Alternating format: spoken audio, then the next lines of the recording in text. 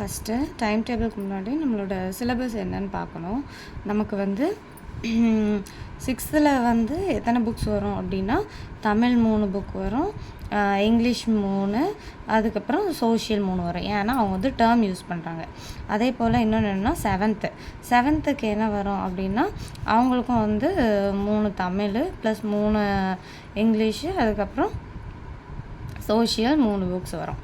அதுக்கப்புறம் என்னென்னா 8th வந்து அந்த மாதிரி இல்லை, ஒரே ஒரு புக் தான் இந்த மாதிரி இருக்கும். ஆனால் போர்ஷன்ஸ் வந்து டிஃபர் ஆகும். இப்போ வந்து இதில் முடிக்கும் போது எந்த மாதிரி நம்ம வந்து சிலபஸ் கவர் பண்ணணும்னா, ஃபஸ்ட்டு 6th 7th 8th. ஏன் நான் இந்த ஆர்டரில் சொல்லுதேன், ஏன் டஃப்பான போர்ஷன்ஸ் ஃபஸ்ட்டு எடுக்கலை அப்படின்னா, நமக்கு ஃபஸ்ட்டு அதாவது இப்போ தான் ஃப்ரெஷ்ஷாக ட்ரை பண்ணுறோம் அப்படிங்கும்போது வந்து நம்ம சின்ன கிளாஸ்லேருந்து எடுக்கும்போது நமக்கு வந்து பழகி இருக்கும், அதாவது ஈஸியாக இருக்கும். அதை நம்ம 6th உள்ளதை கம்ப்ளீட் பண்ணும்போதே நமக்கு ஒன்று தோணிடும், ஆமாம் நம்ம சீக்கிரம் முடிச்சிட்டோம் அப்படின்ட்டு மாதிரி ஒரு ஃபீல் கிடைக்கும். அப்போ 6th 7th முடிச்சிட்டோம் அப்படின்னா அதுக்கப்புறம் நம்ம வந்து 8th வந்து மூவ் பண்ணிக்கிடலாம். ஸோ இப்போ வந்து இதில் பார்த்தீங்க அப்படின்னா உங்களுக்கு தெரியும், ஃபஸ்ட்டு வந்து ஒரு வீக் இது முடிஞ்சிடுச்சு.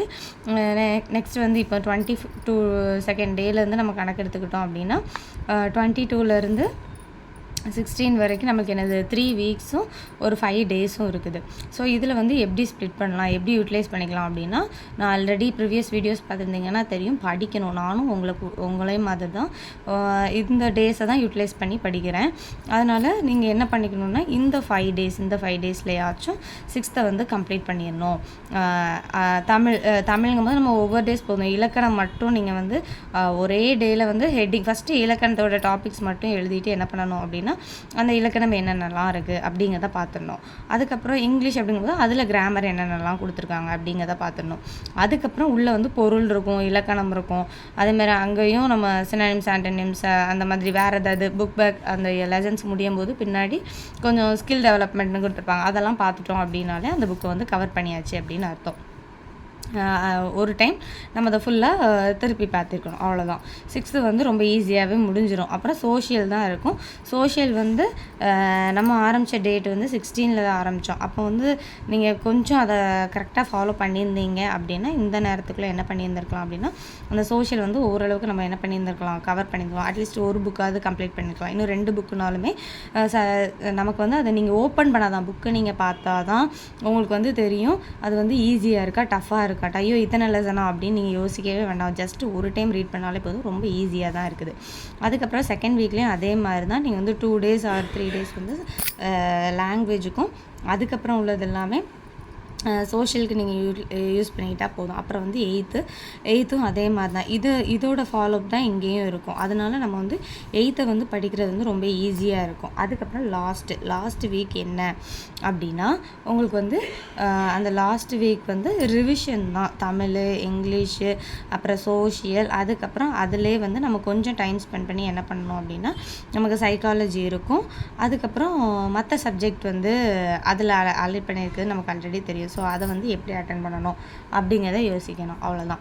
மற்றபடி மேக்ஸிமம் தமிழ், இங்கிலீஷ், சோஷியலில் தான் அதிகமான கொஸ்டின்ஸ் கேட்க போகிறாங்க. ஸோ அதை கவர் பண்ணிட்டாலே நமக்கு ஒரு தெளிவு இந்த நவம்பர் லாஸ்ட் வீக்கில் கிடச்சிரும்.